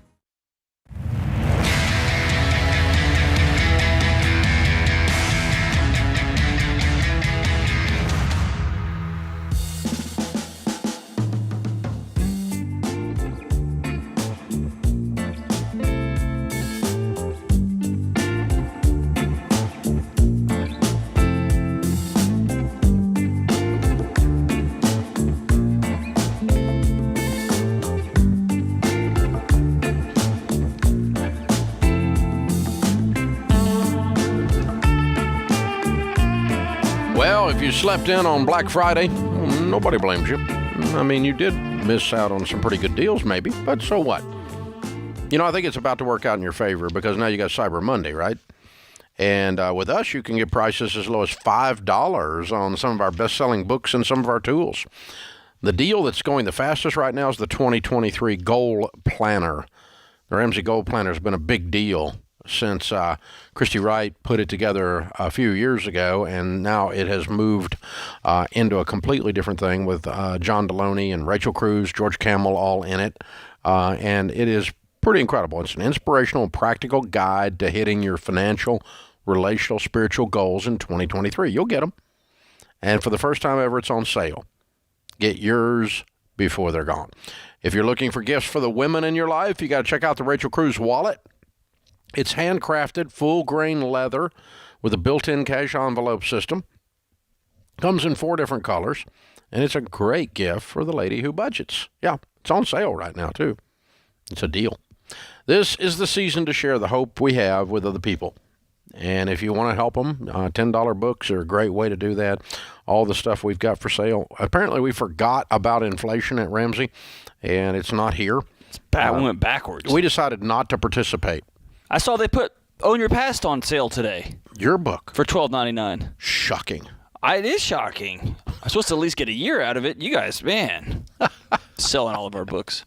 It's fantastic. I know. I didn't even get a year out of Baby Steps Millionaires. It was #1 bestseller in January. Here I sit in December. It's already $10. $10, man. There you go. Check it out. Cyber Monday, one-day sale today. RamseySolutions.com. Get them before they're gone. Marty's with us in Waco. Hi, Marty. Welcome to the Ramsey Show. Yeah, man. I'm glad I could get a hold of you. You too. Glad you're here, brother. How can we help? Yes. So I started listening Thanksgiving last week, and I'm essentially starting my baby step journey. Last 2 years, I've kind of restarted my life twice, and I might have a son that's to be determined, hopefully by the end of the week. So I'm just trying to, finally get my head straight. And, I've been thinking about this even before, trying to establish a paternity. Anyways, get my head straight. And I've been making strides over the last few years, in my life. And I just see, financial stability is a big thing that I still need to work on though. When you say you've restarted your life twice over the last couple of years, what does that mean? So, I guess, the long short story is I've been on my own since I was 12, went to the Marines, and I did 7 years. But as soon as I got in the Marines, I essentially went back to just being as frugal and humble as I was before because, didn't really have any major any formally trained skills I could put on resumes and everything. But I finally found a job that was willing to give me a chance, and I've proven my salt. And then, through that, I thought I found, whenever I came to this job, I left my hometown of San Antonio. Okay. Was living on the side of the road for a month. So I finally got money to, get a place. And then I heard of a job opportunity that was that did pay more back home. Went back home, but the cost of living hit me again. Where's home? And went through all my savings. San Antonio. Back to San Antonio. Okay. So then, you've woke up and found yourself. Where are you living right now? Here near Waco. I'm about 45 minutes from Waco. Okay, and you got a good job? Yes. All right. What do you make? I work for the state, so. Okay. What do you make? $31,000. Okay. And how old are you? 26. Okay. So you're not homeless. You're stable. No. You got a sustainable situation. Mm-hmm. And it sounds like you got a girl pregnant. Yes. Okay. And you're waiting to hear about the paternity of the baby, which she is carrying, correct, or has been born? A year and a half old now. Okay. So, and you're just hearing about this. Why? I'm not just hearing about this. Whenever we found out she was pregnant, soon after she broke up with me, and she avoided all my attempts to reach her so I could, attempt to be the father that I wanted to be. And yesterday after church, I decided I went by memory where her dad was. Luckily, I was able to find a place, and I was able to get back in touch with her, and she was finally willing to compromise. So yesterday we talked like, hey, I want to order a home paternity test, and which I'm going to order today. Okay, I'm going to step in and call bullcrap on some of this. Okay? Okay. You have a legal right to your kid. Mm-hmm. And I want, whether she tries to block or not, I want there to be a record so that when I already have records. No. I want there to be a track record. Let me say it that way. So that one day when you sit down eye to eye, chest to chest with this young son, mm-hmm. I want you to be able to say, I fought for you. I went to the ends of the earth for you. I worked 4 jobs. Do what? I have a manila envelope proving all the texts and recordings and stuff like that. Now listen. Whether this paternity test proves true at the end of this week or not, you've been going halfway, okay? And it's time to fully step into who you are gonna be. Is that fair? Yes, of course. And thankfully, I've refound religion. recently, and that's, like I said, I've been making major strides in my life the last few years. Becoming a better man. Good. So Good. So, it sounds like you got a lot of things heading in a positive direction after a lot of circling the wagons back and forth. So yeah, no doubt. Good for you. I'm glad for you. Yeah, I'm proud for you. Good move. Yeah. So run this to ground. Find out with the paternity test whether this is yours. If it is yours, you're all in as a new dad, like you said, and like John said. You're going to make a record. You're going to insert yourself into the life of the child. And you've got to insert yourself into the life of this church, so you've got some good men walking along beside you, and that can teach you things that you've been looking for since you were 12. You found a few of them in the Marines. You'll find the rest of them in the church, and which are skills on how to be a man. And you're learning that, and there's no harm, there's no shame in the fact that you're learning that now. The only shame will be is if you don't bother to play through and to learn it. And we'll help you with the money piece of it. If you'll hang on, I'm going to have the guys pick up, and we're going to sign you up for the best thing we have, which is Financial Peace University. It's 9 weeks long, and you can take the lessons on how to handle money like a grown-up, like a boss, and how to not only get out of debt, not only how to live on what you make, and start to address your career issues with Ken Coleman stuff if you want to as well. If you'll come around all the Ramsey stuff, we'll walk with you in all these different areas of your life. And I'll give you a copy of Own Your Past, Change Your Future as well. Yeah, and I want you to read that book all the way through. We'll send you an audio link too, so if you're not a reader, you can listen to it while you're driving. Yeah, because really, there's so much to that idea right there in your situation. It is in everybody's life, but owning your past, say this is what happened, but it does not dictate my future. That's right. And change your future. So John's book will be in the mix as well that we give you. We're going to load you up with homework, buddy. And it's all free. The only problem is now you got to go do all the work. And we're here to help you. Call anytime. Any of us will help you here with any part of this. But you're all in now. It's all looking forward, going forward. No more circling. Straight lines. Lots of straight lines.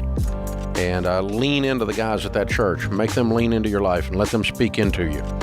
This is The Ramsey Show.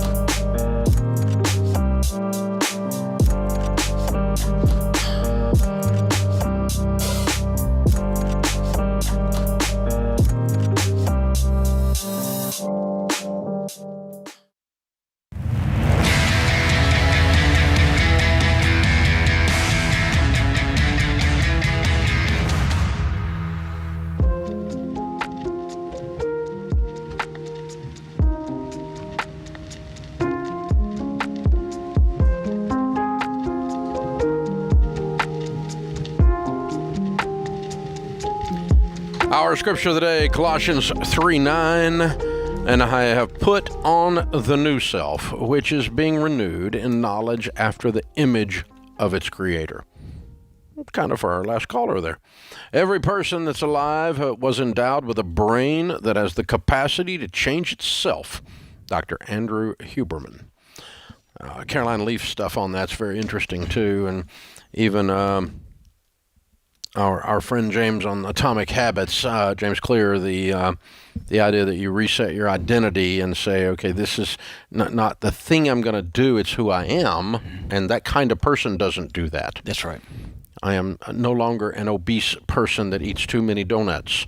I re-identified. I actually had Dr. Elaine Norton is a friend of mine. He called and challenged me on my show. He said, I got to fact check you on a thing on one of my episodes. And he said, you told somebody that you can't control XYZ. And he said, that's a story you tell yourself. That's simply not true. And we talked for 30, 45 minutes, and he was right. He was right. And I had fallen into, so I do this for a living, and I had fallen into a trap of just. Oh, you're talking about your gummy bears. That's right. You can't control your gummy bear. That's a choice. He says, you need to stop telling yourself that. Now, choose to tell yourself that, but you can become a person who doesn't do that. And he was right. So it's the good most to have interesting friends thing, to challenge you. Dr. Leaf speaking at Entree, I had never seen the actual videos of a thought. That a thought they have now proven, I mean, you can see it. It's a thing. On video, is a thought becomes a physical location in the brain. You can, and you can, negative thoughts have different shapes. Isn't it wild? Than positive thoughts. I mean, physically, it's a thing. It's not like I always thought of thoughts as like spiritual, and they're just in the ether, and they're like the internet, or whatever, right? But no, it turns out thoughts have proteins and chemicals, and they take shapes, and they look like a mushroom cloud of death if it's a negative thought, and if it's a positive thought, it's kind of pretty. It's so interesting. It's pretty wild, huh? Very, and you can just decide to replace in your brain. The Bible talks about taking every thought captive. Well, there it is, And they have consequences, right? I'm going to take this thought captive, and I'm just going to decide that, and that we have that power, and it is the spiritual guidance from Scripture gives us that power. But it turns out that all these years later, now science is actually proving what we already knew to be true be true. I love the idea of renewing your mind is not a thing that not renewed. But it's a thing that's ongoing, right? I'm always working on my thoughts, and I'm always hoping iron sharpens iron. I got men in my life and women in my life who would challenge me and push me towards new ways of thinking and new ways of being. I love that. Well, 5 years from today, you'll be the person you are, Charlie Dominus Jones said, except for the books you read and the people you meet. I love it. You'll be the same person you are today. I love it. And so the thoughts, and I'm going to decide, I'm going to control...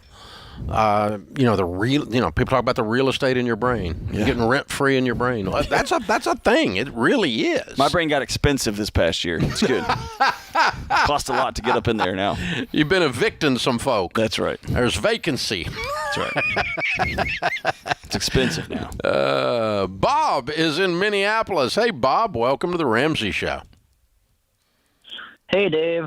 So my question is, I came across this opportunity to buy a multi-family apartment building. Cool. In a prime location. I'm very tight with my money, and I'm constantly trying to come up with different ways to make more money aside from my full-time job as a licensed electrician. Mm-hmm. The only debt I have is on my house, with $75,000 more to go. Mm-hmm. The price of the apartment will range anywhere from $1 million to $1.5. The bank has approved me and my partner on this deal and is contingent on the rent roll. I know you guys like to pay cash for things, and so do I. We only have about 10 to 15% for a down payment. I'm just an average guy that makes $75,000 a year and really want another source of income. Do you think this is too much debt to take on? Also, if you were me, how would you tackle this process if I were to go through with this deal? Okay. And we plan on using the positive cash flow to pay down the debt on that pretty aggressively. Couple things on top of that. Well, I can stop you, okay? I'll stop. Okay, yep. Let me just stop you. You gave me enough information, and here's the thing: you got the fever really, really bad. Yep. And I've had the fever. How old are you? 27. Okay. I was 28 when I filed bankruptcy from doing deals like this. Okay. Exactly like this. And this deal is a bad idea. It's a bad idea because you're going to have a partner, and you don't need a partner, number one. It's a bad idea because you're going to get in trouble with a partner, and he's going to leave, and then you're going to be left holding the whole bag. Or he's going to start doing drugs, and you're going to be left doing the whole bag. Or he's going to get a divorce and move to Montana, and you're going to be left holding the whole bag. Or whatever happens to stupid butt partners, you're going to learn the hard way. The only ship that won't sail is a partnership. The second thing is that mathematically, when you've leveraged this thing as high as you've leveraged it, dude, you got no wiggle room here. If you get a 20% vacancy, this thing will bankrupt you. It won't carry itself because it won't service the debt. You got to keep it completely full and operating like a maniac with a 15% down, an 85% leverage position, 85% loan to value. You can't keep this thing cash flowing. So no, you're not a buyer for this. This is not an opportunity for you. This is a nightmare. I don't know if I can talk you out of it because you've got the fever so bad I can feel the heat coming off your forehead. I know. I feel like I need to do something. You know? don't. Yeah, you don't. But don't do something desperate and stupid, okay? Because this has got so many red flags on it. Now, someday I want you to own some rental property that you pay cash for. I did deals like this. I owned $3 million worth, and when I was 28, I was bankrupt with a brand new baby, a toddler, and a marriage hanging on by a thread. I don't want that for you. And you're not just an average guy making $75,000. You're a guy that makes $75,000, and you're 27 years old, and you've got the ability to earn some money, build some wealth, and own some paid-for real estate in the future. And then it won't own you, and you won't have a partner screwing up your life. And I don't know if there's any amount of words I can say while I have you on the phone to keep you from doing this, but if I could say them, I would right now. So there is no equation under which, if I were you, I would do this. Your mathematics are out of whack on this. You don't know what the flip you're doing. I own hundreds of millions of dollars worth of real estate, and believe me, you have vacancy, you have legal costs, you have people that don't pay and you have to remove them. You have people that beat their wife and you have to remove them because they're in jail. You have all this crap that happens when you own a multifamily like this. And the heat and air goes out and it's $25,000. And you don't have any money. Oh, and then the roof starts leaking. Oh, and then Codes comes by and says, oh, you know that way you did the parking lot? Oh, I didn't do the parking lot. The last owner did. Oh, doesn't matter. You got to spend $60,000 redoing that, or we're going to shut the whole freaking place down. Oh, by the way, your electric meter that you've got on this thing, it's now antiquated, and the electrician says he won't work on it because it's dangerous. Oh, that's going to be $26,000. See, this is the crap that they don't tell you about when they say your renters are going to pay it off for you. Your renters aren't going to pay it off for you. You're going to pay it off, or you're going to go bankrupt in the process of trying to hold on this thing. So, hope I said enough. Well, I'll hold my beer, Dave. There's the math consequences here. Let me tell you what else is going to happen. You're not going to sleep. You're not going to sleep for years. Because that brain that is so desperate to get a second income, is also going to be the same brain that's going to recognize you are no longer safe. You are no longer in control of your destiny. If you get laid off, everything collapses. Your relationships are going to suffer. Don't do this. You're worth more. You're worth a non-anxious life, man, and this is not it. That puts this hour of the Ramsey Show in the books. We'll be back with you before you know it. In the meantime, remember, there's ultimately only one way to financial peace, and that's to walk daily with the Prince of Peace, Christ Jesus.